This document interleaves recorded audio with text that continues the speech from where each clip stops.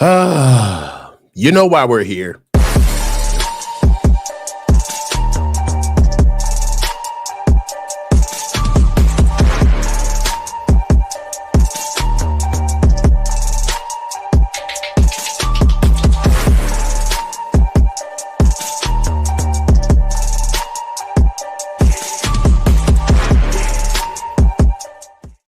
We are here. We are here. Welcome back to the Coaches Huddle. It's your boy, the coach, where the field meets family. And I need my right-hand man with me right now. I got the only guy that can make sense out of what is going on with the 49ers right now. My guy, Tom Jensen. How you doing, Tom? I'm doing well, Coach. Great to be with you, but what a mess. Well, let's not bury the lead. You know what I mean? Let's get.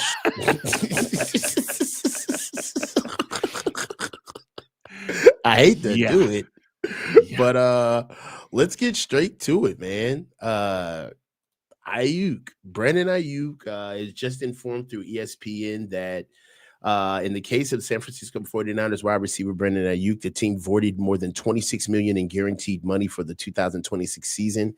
This decision was based on Aiyuk's failure to attend mandatory meetings and participate in other team activities. According to reports, Aiyuk missed multiple meetings and declined to engage in scheduled activities, leading to the 49ers exercising their contractual right to void his guarantees. While specific numbers of missed meetings or unreturned calls that constitute a breach can vary, consistent non-compliance with contractual obligations typically provides teams with the grounds to void guarantees. In Aiyuk's case, his repeated absences and lack of communication were sufficient for the 49ers to take this action. It's also important to note that each NFL contract is unique, and the thresholds for voiding guarantees, depending on specific language and stipulations agreed upon by the player and the team. So basically all of that means is there is no rule, there is no precedent, there is nothing that you can put your thumb on. There's nothing that you can say, oh, well, if there's 3 meetings missed, that's when the void triggers. It's all unique. Every contract is its own case-by-case situation. So that means the only reason why I talked about this right now is that means we'll never know exactly why BA and the Niners have severed ties. We'll never know. But what I do know is what I do for a living. And I am in corporate America. And what I know is that before you get canned, there are signs. There are signs before you get let go. Some of them can be in the form of a PIP. If you don't know what a PIP is, it's a performance improvement plan. All right. And basically what a PIP is it's a meeting between you and your superior where we highlight areas of improvement that you have been lacking on, which are germane to your job description. And what we choose to do is we have a duration of time, usually 30 days, for you to change these things. And if you do not work on these things after the 30 days, you will be let go. However, this is the kicker. Let's say you do everything. And after the 30 days, you have your PIP meeting with your superior. And they say, you know what, Tom? You've been doing great. Everything's good. I'll let you off the PIP. No need to go. That still is on your record. Right. The fact that you were on the PIP, the breadcrumb, the paper trail is still there. And also, when you sign the PIP, because you have to sign it, there's language in the PIP that lets you know that passing the PIP does not guarantee that you will keep your job in the future, which means that they can retroactively go back and say, well, Tom, we know we had that situation with you back in November, man. And they'll always use it against you. Sure. That's what this situation is giving. This situation is giving corporate, petty, paper trail, and I'm looking for a reason. This isn't a No stone left unturned. We banged on BA's door. There was nowhere to be found. We called his agent. We called his wife, his mother, and we were left with no choice. I don't feel like that. And I don't want to speak in absolutes, but I do not feel like that was the case. Tom, take it away. My read on this is there's separate agendas. That Kyle thought that if we pay Aiyuk, he'll be fine. He'll be a good soldier. He'll do everything we want. Ayuk's agenda was, I want to use the Niners to get paid and force a trade to where I want to go. And those two never meet. Then Aiyuk said, okay, if I'm a part of this team, then I want to be part of the Cabo clique. I want to be inner circle. And then you get the shorts thing where he wears the red when it's supposed to be black. That was Aiyuk asserting his power of what he thought he was. And the organization said, no, change your shorts, no inner circle, no Cabo clique, no nothing. At that point, I think Aiyuk then said, okay, I'm not interested in being a part of this team if getting paid doesn't mean I'm inner circle and I get preferential treatment. I think that's what happened. Aiyuk wanted out, but he wanted the money that he knew he could only get from the Niners. And that's how this all, to my opinion, spun out. All right, so let's dial this back a couple of ticks. Where do you believe the fracture started? Was it the 2023 season, that playoff run when we lost in the Super Bowl? Where do you believe the thread started that unraveled this tapestry? When Kyle put BA in the doghouse right away. And Aiyuk was saying, I'm doing everything I'm supposed to do. What do you want? He perceived that as deferential treatment from Kyle from the beginning. And then 2023. But it started on the wrong foot with that doghouse from the very beginning. And so it was never on sound footing from the start. And then whenever there's anything else that goes wrong, Aiyuk will perceive that as another attack. There was a loss of trust right away. Right. I tend to believe that, number one, you can't run a team the way we have been doing it, especially from a top-down perspective of you have your inner circle. Even if you do, I'm like, this is another thing too, which is a fallacy that you can't do it.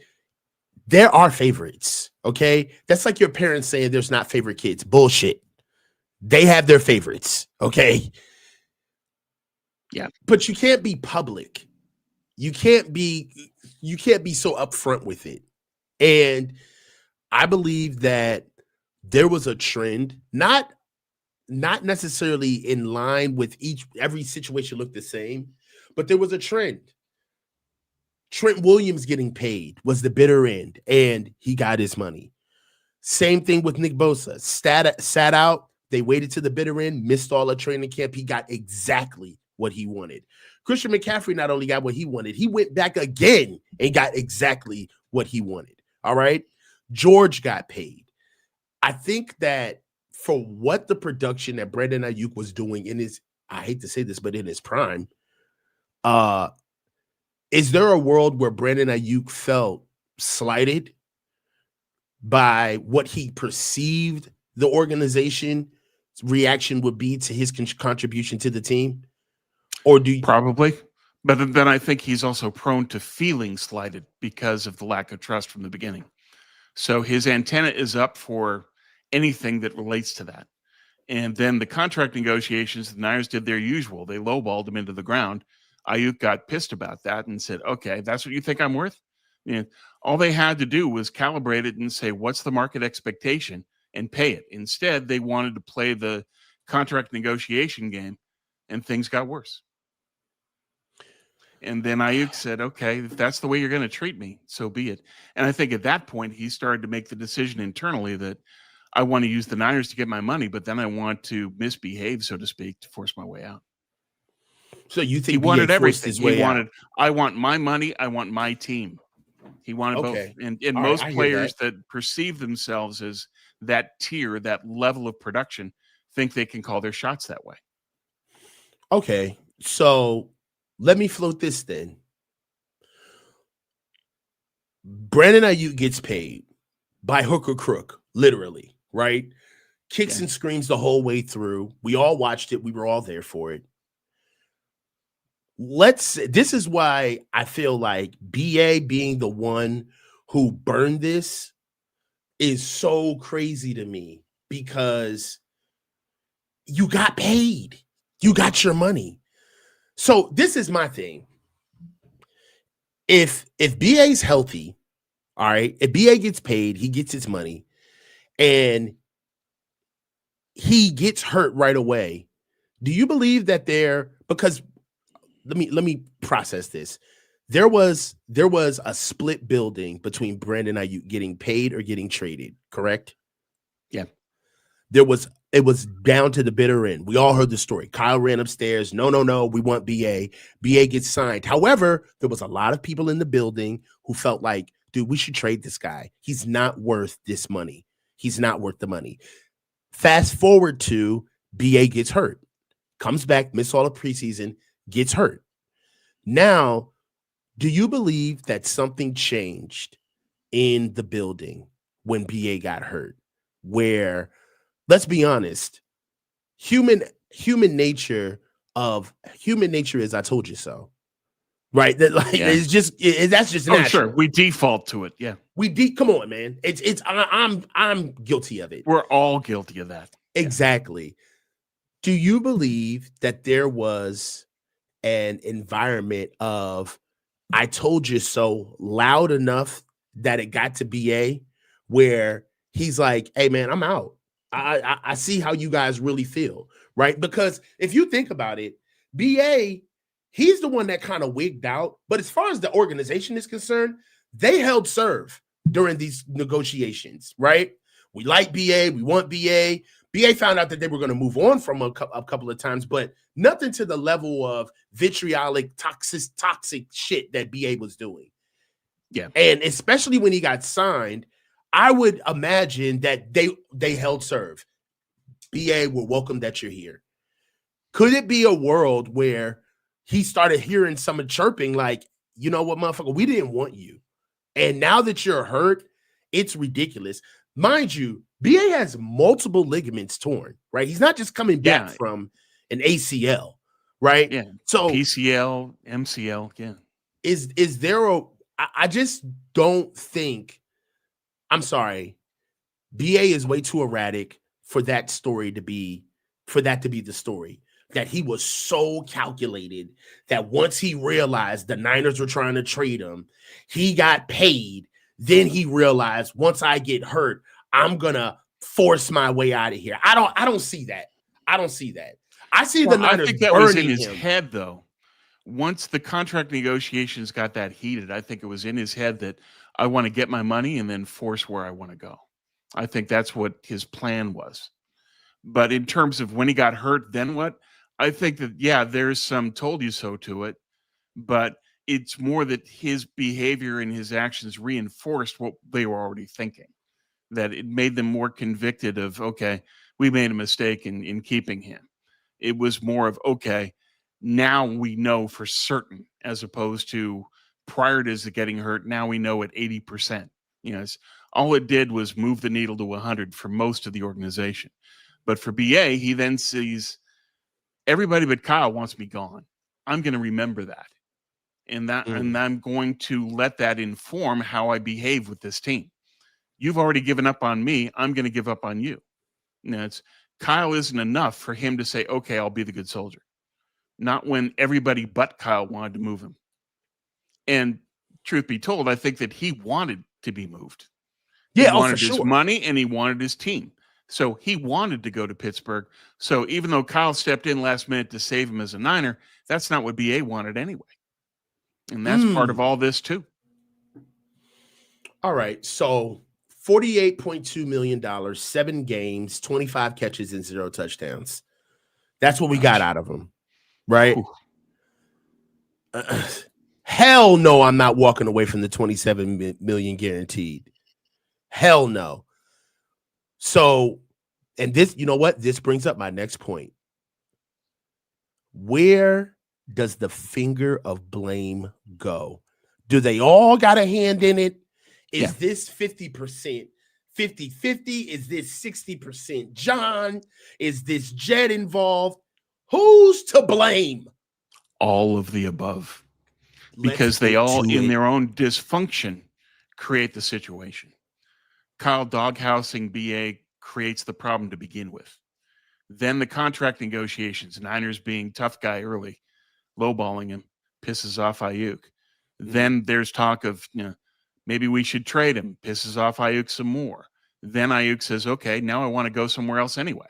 It's just everything contributes. Everybody doing their thing leads to all of this. It's almost inevitable that it comes to this. And it hurts the team as a result, but you have to know the people you're dealing with here. They never read Aiyuk correctly to begin with. Is this the pathway for John Lynch to get scapegoated? He already would be, but this doesn't help him. But to me, this is more about Kyle. Kyle is the one who burst through the door and said, keep BA, keep BA. Who's at fault here? Kyle wanting to keep the core together. These guys got me to the Super Bowl. I'm not willing to let them go. Even though you've got a deal in place with Pittsburgh that gives you the 20th overall pick in the offensive line draft. And Kyle says, no, I want BA. Any GM in that situation, especially with the Niners being this deficient in the OL, says, I need to get a part of this draft when the offensive line talent is this good, this deep. I need to get in this draft. Here's my opportunity. A real GM does that. Kyle doesn't, because Kyle values his players. Kyle values the guys that got him to the Super Bowl. That's why he did what he did. Is okay. But where does John stand in all of this? Right? The 49ers currently have 0 of their first round picks playing for the team right now. Yep. That's after 9 years of drafting. All right. This is on John Lynch. All right. Lynch, right now, I'm getting this from Sunil as well. Sunil tweeted this. Jesse Sunil. Yeah, I know Sunil. Lynch is the GM has been drafting for the 49ers since 2017. He has only signed 3 of his first or second round picks to a second contract. Bosa out for the season, Debo, which is a commander, and Aiyuk, who will be cut this year. That's it. Yeah. That's the list. That's the guys who have been signed. Since Lynch has been drafting for the 49ers since 2007, he's only signed 4 of his first, second, or third round draft picks to a second contract. And that's Fred Warner added to the list of Bosa, Debo, and Aiyuk. None of them are currently playing this year, and only 2 will be on the team next year. At what point, I understand that we have a very weird setup as far as the hierarchy, owner, president, GM, head coach. It's very weird in that we're inverted. The head coach runs everything. He's the final say. All right. There's also been reports that there's been a shift in the organization where Parag is back really calling the shots financially for the team. Yeah. 2 questions. Where do you place this? Where do you place this on John? And 2, is there a reckoning? And that's what we're seeing why BA was voided. Is this more signs to come of what the Niners look like financially with Parag running the show? Yeah, I think long-term, this empowers Parag and the Yorks to clamp down financially and say, we need better fiscal management than this. And they're going to be calling the shots, especially when it comes to spending in free agency and future extensions. But what's that going to manifest in? It's more of, I think that Lynch has been set up as the fall guy. And as you point out, the drafts have been poor. Since 2021, 5 guys who are at replacement level or better of all of their picks. That's a failure rate of 88%. Huge. That can't continue. But we don't know who makes the picks. Does Kyle make the picks? Does John make the picks? Do the scouts make the picks? And that's part of the problem here is there's no direct accountability to a single individual. And to me, I think Lynch and Shanahan want it that way so that we can't point a finger directly at them and say, you blew this. They want this messed up 2-headed GM bit. and it doesn't work. And we've seen it in the draft. The draft has failed. And part of the reason it's failed is because you have this two-headed monster and because you don't have a talent evaluator in the staff. Lynch is a guy that's a collaborator. He says, what do you think? What do you think? What do you think? He doesn't have his own vision. Kyle has his vision, but it's only offense. It's not defense. And so here we are. Then you've got Kyle says, I want to run my system. Yeah, it's aged, but I'm not going to adjust it. I want to run wide 9. I realize it's aged. I'm not going to adjust that either. I mean, there's no one in the building to tell Kyle no and says you have to adjust to what's happening in the NFL now. Kyle is basically fixed in 2018 when he arrived. The system's the same. And that can compromise your team. Why do you pick Michael over Walter Nolan? Because you've got guys in the wide 9 who are going to have to deal with a 2 gap in run D. And so Nolan can't do that, and therefore you miss out on the better pass rusher. Why does that happen? Because there's a bias inherent to the entire team of run defense above pass rushing. It's what they do at D-line. It's what they do at linebacker. It's what they do in the secondary. They want run defense, and they're not willing to compromise on it, and that's why we get all this. So there's a lot of dysfunction. But to me, the main dysfunction is this. The Yorks want less spending, but they've given final say to Kyle. Kyle wants to milk the core. That's the most expensive path possible. Total dysfunction. Kyle wants milk the core. Lynch wants draft projects like Michael. I mean, you said before the draft with Michael, he's 260 now. He's at 20. What's he going to be at 24? They're going to have to move him inside. He's going to have to go inside. And that's their plan. They were thinking exactly as you did, that when he's 24, he'll be 295, and we can make him the next Eric Armstead. And so that's when he got drafted. Yeah. And that's their first round pick. Project, 4 years for him to become Eric Armstead. Why are you drafting projects when the guy making the final say on personnel wants to milk the current core? Oh, Tom, because we're in a window. That's why. We're in a Super Bowl window. We got time. The window ends, and it's already closing. We can draft projects because we got time. Yeah, we don't. No. CMC is going to turn 30 next year. Kittle 33, Trent 38, and you've got no heir apparents for any of them. And that's the dysfunction. It's the lack of alignment. You can't draft projects. Michael is a project. Nick Martin is a project. Yeah. And you've got Kyle saying, final say on personnel, I want to build this team around the core. I'm not willing to replace the core. I'm going to milk it into the ground. I'm going to ride it into the glue factory. So what do your picks need to be? Your picks need to be now players that can hit the ground running, contribute right away so that you've got somebody that can supplement your core before they age out and they become too ineffective. That's what's going on here. There's way too much dysfunction. The Yorks want less money, but Kyle runs the show and he's the most expensive path possible. Kyle wants the core. Lynch wants projects. Everybody's got their own mountain. Nobody is on the same page. There's no alignment. That's the crux of the problem here. Yeah. The biggest issue for me right now is understanding how things shift for us. You don't spend that type of money and understand where the void is going to be. We need a number one receiver now. Ricky Pearsall is not a number one receiver, right? Well, so that changes everything for the draft. Right. He can't stay healthy either. So, this draft, we might see yet again a 2 wide receiver draft. Yeah. If not more, because they're going to have to replace Aiyuk and Jennings. And guess what? That's another excuse to ignore what? Offensive line, of course. There we go. And they will. But I just had a mock draft. My mock was edge, offensive tackle, wide receiver in the first 3 rounds in order. Mm-hmm. After this, I wouldn't be surprised if the first and the third round picks are wide receivers. The problem is that your receiver in the first, you're looking at, they're not going to trade up for Tate or Tyson. They're too high up. They're top 12. So who falls to their pick? You got Mekhi Lemon from USC, but he's 5'11", 195. He's too small.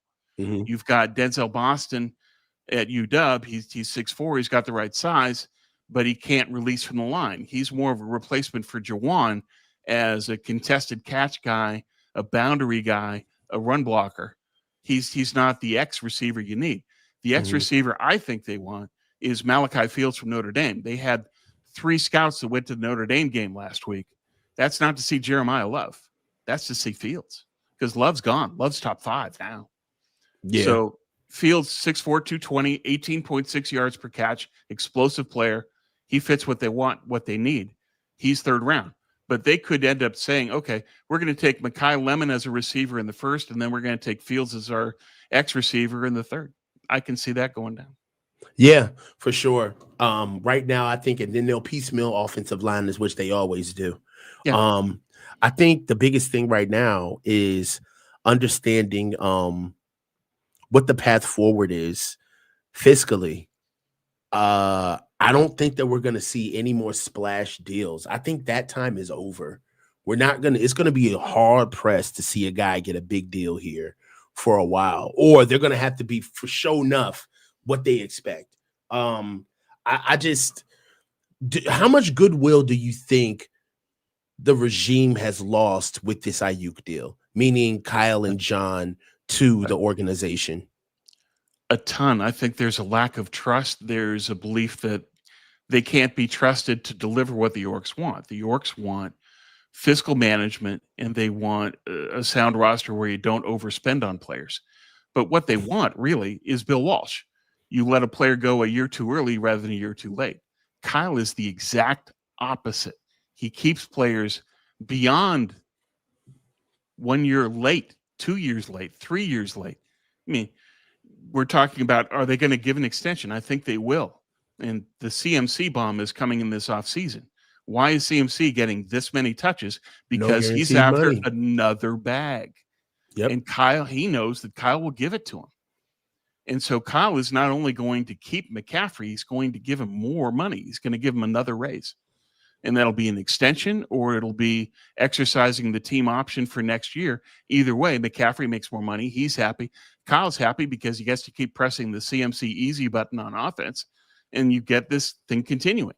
Even after the Aiyuk deal, the first thing they're going to do in the offseason is what they shouldn't do with McCaffrey.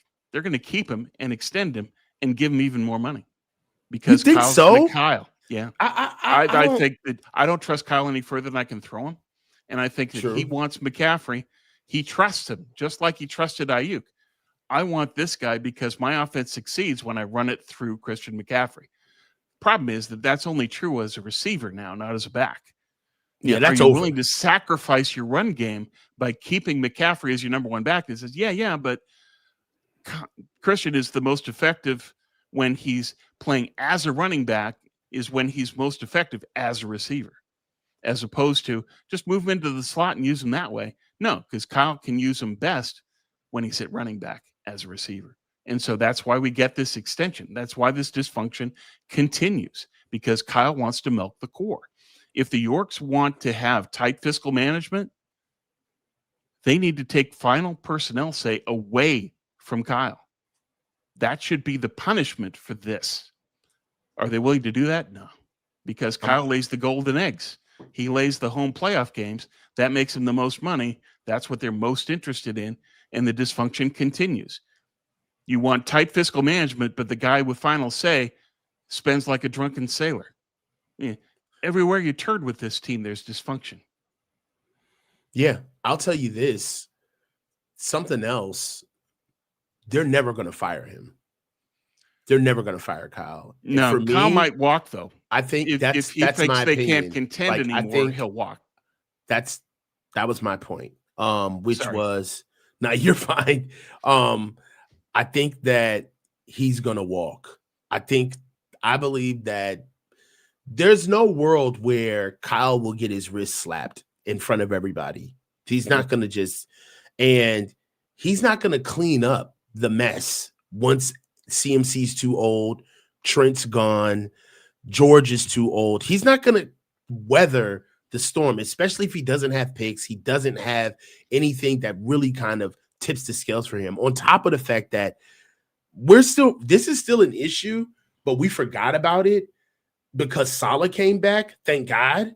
But there was a coaching problem for the past couple of years, and people he wasn't really necessarily replenishing.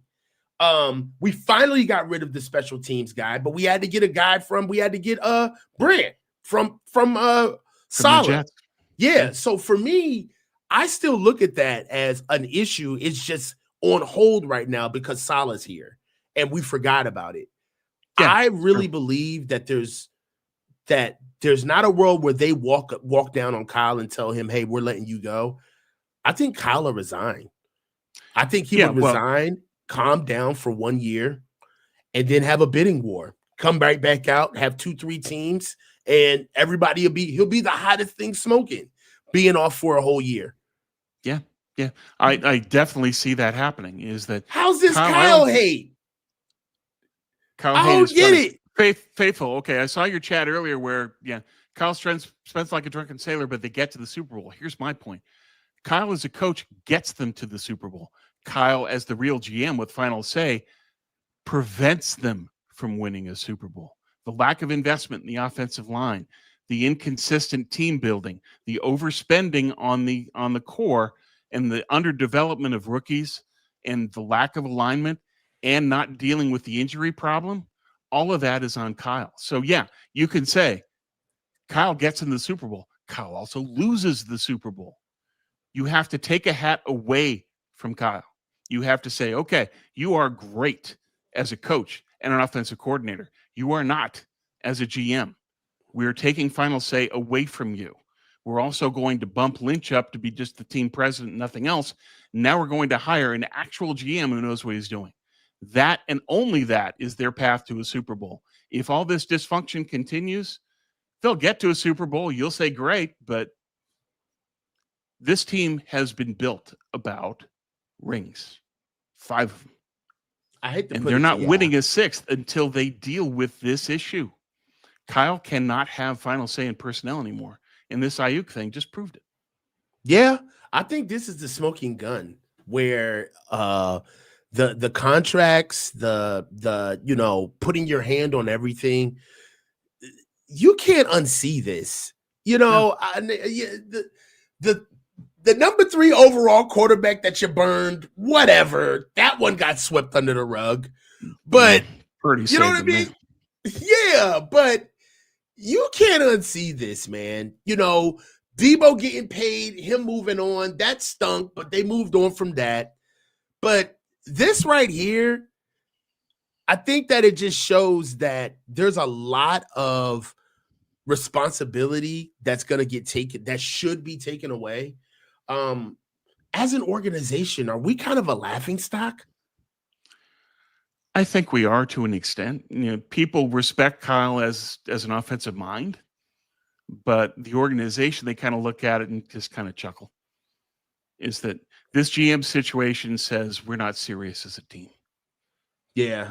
You need to hire a real outside GM that can evaluate talent and knows how to build a team. The 2-headed monster they've got has had 9 years, no rings. All right. So look, let's get to some super chats. I know we got a couple. New member Ripid Liz 76 is a new member of the channel. Thank you so much, Ripid Liz. Bill Kennedy 9554. I want to hear from BA. Bet he makes a stink. I mean, he got what he wanted. He got his money. I wouldn't walk away from 27 M's, but he's betting on himself. He is, and somebody that's that has wild. That much ego. Oh, it is. Yes, he thinks that he can go into free agency and he's going to get the same money he did a whole year off of football, dog. Like that is so nuts. Yeah, and with all these ligament injuries in his knee and nobody's seen him play, you think people are going to offer you that much money? They're not. I think he's in for a rude awakening on that front. But I do think that he can still rationalize to himself that, yeah, I might not get what I was offered by the Niners, but if I heal and I play well, then I can get another contract and I can make up my money that way. He's expecting to get a second deal after he leaves the Niners that'll compensate him for the money. I think that's his thinking. I mean, can we cut to the chase? He's going to the Commanders. Like, let's just come on. He's going to the Commanders, and Debo went there. Jake Moody went there. It's almost like Niners farm team, the Commanders. Yeah, with Adam Peters there. Yeah. So I think he'll go to the Commanders provided that Adam Peters is willing to give him enough money. if he thinks that Peters is shortchanging him to take advantage of him, and he's looking for Aiyuk to take the Washington discount so that he can play with his boys, I think that at that point Aiyuk could say no. So but Washington's going to have to offer him enough money, and if they do, that's where he goes. But that's the only if in that situation to me. But here's the thing, though. Isn't it in Adam Peters' best interest to lowball BA? Yes. Like, there's no, wait a minute. So if I'm Adam, this is what's crazy to me from BA's perspective. You think that you fought heaven and hell to get that contract, ruined your name, all right? Completely killed your credibility in the league to get that money. And then you go get it. And you mean to tell me that you force your way out because you got enough of it? And you think that there's other people in the league that are going to do this for you again? Like, well, what's one of the core traits of a diva? Delusion. The D in diva is delusion. He thinks he's going to get this. He honestly does. Because in his world, there's no one to tell him no, that you've got all these ligament damage in your knee. You haven't proven you can play yet. Nobody's going to be out there offering you a lot of money. And then there's that part. Adam Peters is the last person who's going to be motivated to overpay for you. When he thinks you want to come to Washington, he's not going to offer you much. So that's why I say that's the hanging if, is that if Peters lowballs him too much, Aiyuk will say no, and he'll go to somebody else that offers him more money. No, that's not the way that's going to play out, in my perspective. I'm just saying that it could. If I had to lay down money in Vegas, I think he goes to Washington. Right. But I think that's the only way this gets derailed is if Peters lowballs too much and Aiyuk gets pissed. Right. So I don't think it's going to happen that way. The league, they collude. They all collude. All right. And whatever number comes out first for BA, nobody's going to overshoot that. They're all going to go lower. They're all going to go. That's the market, dog. You don't bring nothing hot on the street and then think you're going to get market value for it. It don't work that way. All right. Nope. Agreed. So that MacBook is $1,200 at Apple. On Main Street, it's $250. All right. Yeah. That's the way that's the reality. Yeah. Yes. So for me, I don't see a world where BA can possibly believe he has leverage. Also, another thing, it's not the fact that you're just going to go out here and negotiate with teams because you got time on task, as if you've proven that you can play. My man, you're going to be going through auditions team by team by team. And what do you think teams are going to do? You're leaving what teams see up to the interpretation of how much they want to pay you, BA. So teams could just gaslight you and say, yeah, you look, yeah, they're going to. Like, you look okay. You look okay. You look okay. I wouldn't say great, but we can do about $8 million a year. We can do 8. I heard the Commanders offered you 10. And then off and on we go. And then this has Le'Veon Bell written all over it. Doesn't it? Don't you feel that way? Absolutely. That's a great call, Coach. That's exactly it. It feels just like Le'Veon. And just like Le'Veon, he was absolutely convinced that he was going to get the money he thought he had earned. And he never did. Yo, and I think Aiyuk is headed on. Aiyuk is walking down that same path. There's some places. I'm gonna read some super chats. I'm getting some good super chats, so let's get to it. Tim Rock City, new member. Thank you so much, brother. Jewish guy, new member of the channel. Thank you as well, Jewish. This brother Bob's cuz. Oh my God. Coach and Tommy, 2 of the best in the biz. Fire Kyle Levy. I get you, bro. Right here, Gammon Brown, giving BA a shout out in case he's watching. Gammon is hilarious. Josh B2461 makes their decision at trade deadline look trash. They knew this was going to happen. Why not get defensive players knowing your wide receivers round 1 again? I don't think that there's any way that you can move BA in the middle of the season without him being cleared.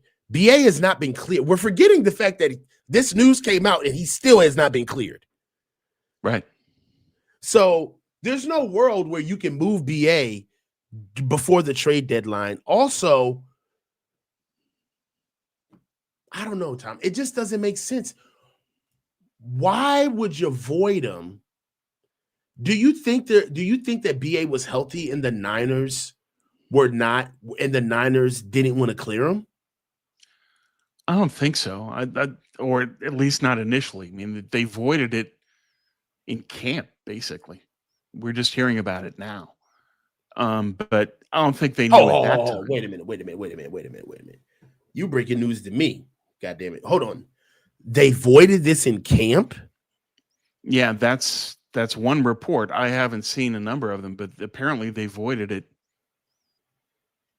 way earlier than we think. They didn't just void it, according to one report. But is that true? I don't know. I would like to see more. I want to see some consensus on that. But I did read one report that said that they voided it early. That's possible. I don't know. I can't speak to the truth of it one way up or down, but that's a possibility. Regardless, what it comes down to is there just wasn't enough trust from the very beginning, and that relationship fractured from that point on. And you also have to know that you're dealing with a diva, and so the diva is going to have his own agenda. And Brandon's going to have to live with that. He's a very talented player, and we'll see if he can get back. I hope he does. I hope he can recover physically to the point where he was at before the injury. But I think he's being deluded if he thinks that he's going to get anything near what he was offered by the Niners. He's not. Yeah, I think that this move is very career altering for Brandon. I believe that just off the business of the league alone, I'm not here to say that things are over, not even close, but he's betting on himself and he's going to have to find a home. He's going to have to find somebody that understands his situation and, for lack of a better term, takes him in. I don't think that it's about talent anymore. There's so much that's transpired between him and the team in the open that you would almost have to ask, if you're an owner or a GM, hey man, how are things with you? You know what I mean? Like, I need to know what happened. Walk me through this just so we can all level set and understand what happened. That's a great point. Deal with the person himself. Where are you at personally? Where are your expectations now? Where do you think you can be? And we want to be a part of that and nurture you back to what we think you can be producing on the field.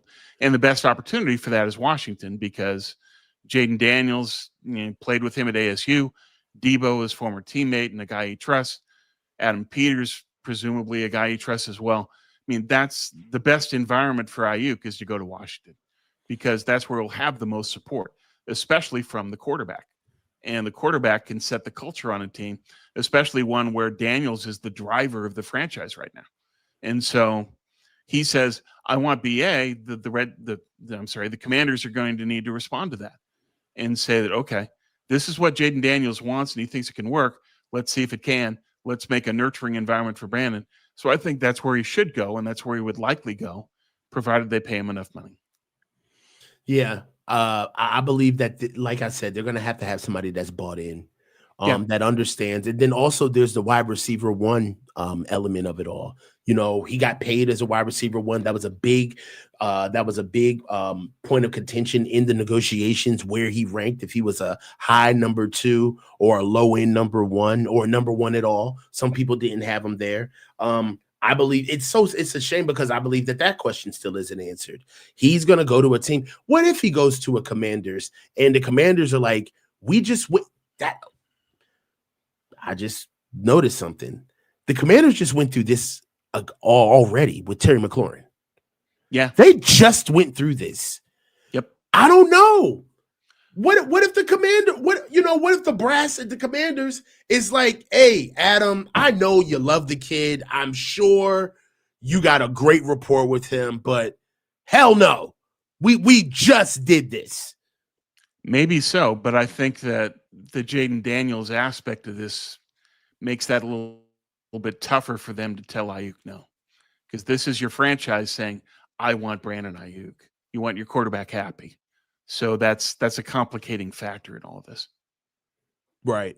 Let's get to another super chat. This is Brother Bob, because our first round picks have been dirty dog ass. Yeah. That's one way to say it.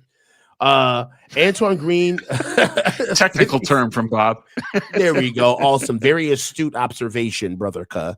So Antoine Green, 5655, becomes a new member of the channel. Thank you. Also, guys, becoming a new member of the channel gets you a couple of things, my guys. Number one, you get the 3 Deep show with me, Grant, and Jesse that we have every Wednesday through media-only posts. I released the link, the webinar link for this, the one-time link for StreamYard. You guys get to come in, watch that show. Also, we got some stuff coming up, man. We got some cooking shows coming. All right. We're going to smoke some meats. Pause. We're going to do that. All right. We're going to get some recipes going. All right. I got a spatchcock chicken that's about to get smoked today. So get on, become a member if you want some of Coach's recipes. You want to get on the grill, have a good time. Some cakes. We do cakes here, you know, make you a nice sweet potato bundt cake. We got all types of stuff. We're going to have a good time. I'm not big for nothing. The old linemen eat, baby. The old linemen eat. Always. We eat good too. We eat good. That's why you're a great chef. There we go. Hey, we ain't eating no bullshit. You gotta take care of yourself. Hey, this is Brother Bob. This is Brother Bob. Thank you, Tommy. I got you. Thanks, also, man. Sean for the win. I don't think Kyle gets a head coaching job again after a 10-year stint here. The league talks. He had full control for years. How do you see Kyle as a head coach post SF? Players and coordinators have been here. He's an OC. I'll tell you this right now. The success that he's garnered without winning a Super Bowl will still carry a lot of weight. It's going to carry a lot of weight, Sean. Yeah. There's a lot of teams that would line up to sign Kyle because it's a signal to your fan base that we're serious about winning. We're serious about competing. And so it sends the right message, even though you're right. I mean, if Kyle wants to go somewhere and win a Super Bowl, he's going to need a very strong GM already in place, a great quarterback already in place, a great offensive line already in place. If those things are there, Kyle steps in and becomes the head coach, he can win a ring. Yeah. I think that in order for Kyle to, like Tom said, in order for Kyle to be a part of a champion organization, there's infrastructure that's going to have to be waiting for him. Literally, you come in and coach. Now, as far as Kyle being like a turnkey coach for a struggling organization, there's that too. There are going to be teams that they'll take out. They'll take the control issues. They'll take the final say. They'll take the curated GM. They'll take it all. As long as you can come in here and make us money. That's exactly all right, because that's what Kyle's greatest asset is to ownership groups is, man, the wins are cool. The Super Bowls are awesome. The playoff games, phenomenal. But I will get you bang for your buck. I'm going to win you 8 to 10 games a season. All right. I'm going to have enough guys that are going to be swirling around this organization as far as curated guys that I already have for the system. Hey, for shits and gigs, you'll even get a one-time monthly visit from my dad. Get him an office. It's a whole more package. Than one. Yeah. It's the Shanahan package, baby. All right. Yeah. Well, there's a lot of teams that will take that because they're interested in winning a Super Bowl. They're interested in winning games, filling the stands, making money. And Kyle has proven that he does precisely that. Yeah. It's a whole package. It's like, have you, and then media, we got media locked down. Have you seen Chris Sims talk about me? I mean, he's great. Sometimes he's against me. Sometimes he's for me. He really mixes it in the right way. Like, I'm telling you, I believe that he will be fine. I think that Kyle has found a way to be templated in the NFL. On top of the fact that we have to be honest. I mean, we're speaking tongue in cheek, but Kyle is a master of his offense. The man knows his offense. All right. Sure. And if he gets the bodies, he'll make it work. Next super chat, we got Big Tone 778. Didn't they sign Scary Terry in August? That was the point that I made. They just signed him. So I don't know. And then there we go right here with, dude, change your name, bro. There's no way. BA to LA, book it, Chargers. Do you think the Chargers would be a good fit? They need receivers in the worst way. Oh, they need receivers, and I think Harbaugh would be willing to put up with BA. He could work there, but I think that BA's first choice obviously is Washington. But if you say that Washington isn't offering you enough money and the Chargers are, and you can play with Herbert, he'll go there. Awesome. Rippin' Liz. Let me see. Rippin' Liz 76, aka 6-minute abs. Kyle acts like the spoiled kid that's never been told no. Promote Solid, trade Kyle, and pick up McDaniel as OC. Coach, your game day play-by-play is real. Chat, check it out. It's awesome. You guys got to check out the chat. The game day. Game day is the best. Coach puts his emotions and his passion out there, and he screams, he yells, he cries, he fires shotgun sound effects. It's great stuff. It's good stuff, bro. And Tom is Tom is coming on there too, dog. We're gonna get some things going. But listen, I understand we traditionally think that Kyle can be reprobated. It's not happening, guys. This is our team isn't ran normally. Like this, we're dealing with a coach that literally has final saying word. So I'm done with the whole. I'm done with it. There is no fire Kyle. It doesn't exist. No. The only hope that I hold out is that they can fire Lynch and bring in a real GM. But is Jed willing to do that and tell Kyle, okay, you consult on personnel, but you no longer have final say? Is Jed willing to take that step? If he ever is, it's this offseason because of what just happened with Aiyuk. Do I think it'll happen? No. No. Great job, 13 new member. Thank you so much. Pat Petrick. Hey Tom, sub coach, great analysis as per usual. Thank you so much. Thanks, Pat. Chunder boy, you got to change your name, bro. I'm not saying this name on live. Niners will have roughly 80 mil next offseason now. Yeah, okay. Does not matter. Dude, let me tell you something. Have you seen free agency for next year? Trash. Free agency for next year, there's literally half of over 80% of free agency for next year is 30 and up. We're looking at Trey Hendrickson, 32, Debo at 30, Mike Evans at 33, Christian Kirk at 30, Khalil Mack at 35, Travis Kelce, 37, Joel Bitonio, 35, Jonah Williams, 29. Come on, bro. It's bad. Yeah, it's the old folks home free agent period. But to the larger point, though, after what just happened, who won out of all this Aiyuk stuff? The Yorks did. They've been empowered. They got exactly what they wanted. They just saved $25 million.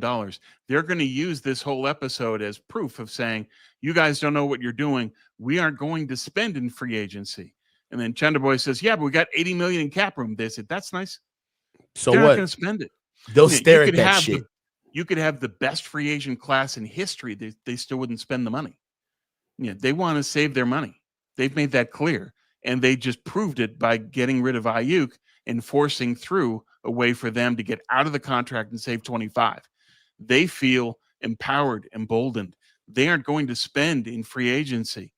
Now, to Coach's point, the free agency market is nothing great. But if they wanted to be strategic about it and say, here's guys that could really help us who wouldn't cost a ton. Breece Hall at running back, receiver, runner, played at Iowa State with Brock. Quincy Williams at linebacker, a pass coverage linebacker for once. Who knew? You can spend on those two guys and you improve the team greatly. Will they do it? No. I mean, I don't know, man. Are we the gold-plated Niners? Like, are we really that cheap, man? Like, also Kyle Pitts is a free agent too. What do you think about Kyle Pitts? That'd be a nice move. He's starting to come into his own. He's finally starting to realize what he can become. So I think you could take a gamble on that, but he's going to be real popular, and therefore he's going to be expensive, and therefore the Orcs say no. You Tutu have to Atwell is chase. available too. Yeah, they got to chase bargains. Brees Hall might not even be a bargain because there's so many teams that need running backs. He's a good one. The one cheap free agent they can sign is Quincy Williams, and to me, that's a no-brainer. Linebacker under Saleh, played really well, and he has a skill set this roster does not have, a pass coverage linebacker. The only one they've got is Fred. They need another. Yeah. This brother Bob, cause smoke some meat, bro. Big pause, yo, relax. Blue Bronco 48. What's up, brother? Fayetteville State is in the building. They always are, will be. Blue Bronco 48. From trade to the Bay to BA to smoke. Hey, look, man. Hey, look. This is not a normal atmosphere. If this was the Eagles or a regular team, everybody be asking who's going to get fired, who's to blame. I believe that this, honestly, I think that this is what the organization wanted. I don't believe that their hands were tied on this one. I think they wanted this. They did. But at the same time, you have to look at it and say, why did this happen? And you have to point to all the dysfunctional links and say that, how can you let this happen and then say we need to continue as is with the two-headed GM? It doesn't make any sense. But as long as Kyle delivers home playoff games, the Orcs aren't going to care. Govan VS became a YouTube member. Thank you so much. Last topic of this topic. What do you think the locker room is saying right now? What do you think the response is for the core? How do you think they feel about this? He hasn't been here all year, right? So I get the element of, you can't miss what you never had. I understand that.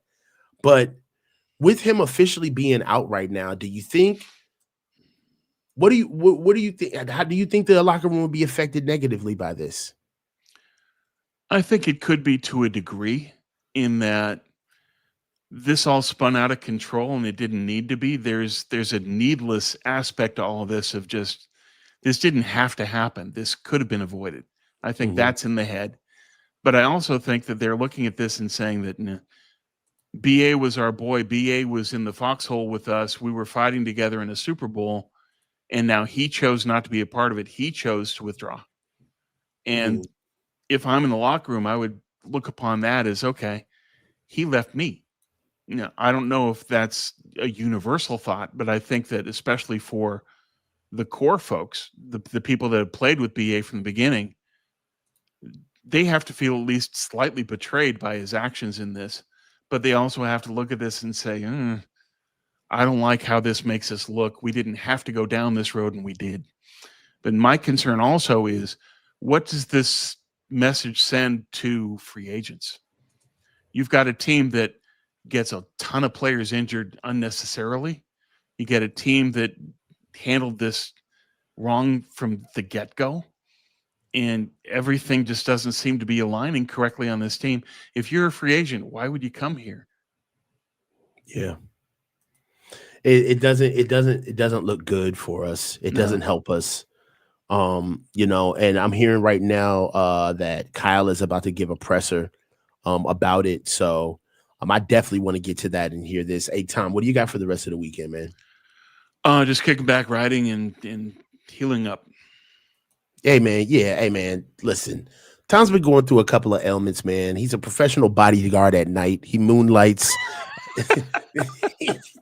Tom moonlights as a WWE wrestler. Hey, I had to. Tom moonlights as a firefighter at night, guys. You got to give him. Send out your prayers for Tom. He's a wild boy at night. You don't know his second life. All right. So look, hey, I'm gonna be on with Grant tomorrow, and we're gonna knock out a coaches meeting.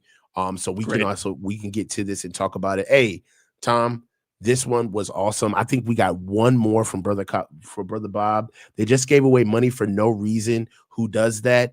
People who don't want to give away more money for no reason. Yeah. So they cut the cord. That's exactly what they did. So look, hey, It is what it is. We can always let's get back to the season. We also have Rippin' Liz 76. At least we're not the Raiders. Thank God. Nobody can ever be the Raiders. True. Hey, they need to give up Jackson Powers Jackson. Hey, give him up, man. Give him up. Kidnap Mark Davis for a couple days and get a trade through somehow, and they'll be okay. One thing I will tell you, Tom, I am so glad that it's over. We finally have closure. Yeah, it's just, we know what it is. You know what I mean? Like from that one of those you just there you go. I'm glad that it's over. Yeah. No more of this. Is he gonna play? Are they gonna clear him? And do you believe what BA said this time? And look at his Instagram. And if you really want to know about BA, go on his YouTube shorts. It's done. Finally. Yeah, and it's an opportunity for them to take a breath and say, okay, now we move forward. Yeah. Well, BA, we bid you adieu. It's been real. Tom, Coach, we're out. Stay low and keep your feet moving.